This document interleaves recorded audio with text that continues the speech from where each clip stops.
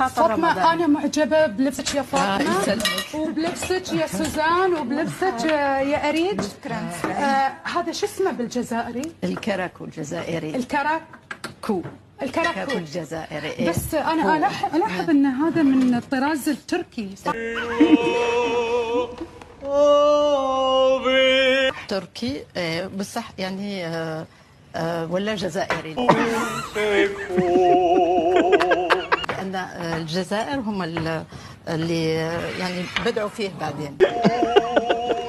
درك ما تصيبي هذا اللبس في تركيا، بصح الاول كان الحكم العثماني قبل. العثماني هم حكموا في الجزائر تقريبا 3 قرون يعني. ولما دخلوا على الجزائر مش دخلوا كأعداء، دخلوا كأصدقاء. يا جدع امسك نفسك. مش قادر بجد. امسكها معاك.